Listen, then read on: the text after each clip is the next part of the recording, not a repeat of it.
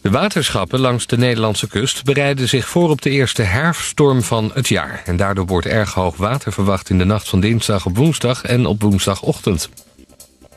Atleet Oscar Pistorius is tot 5 jaar gevangenisstraf veroordeeld voor doodslag op zijn vriendin Riva Steenkamp.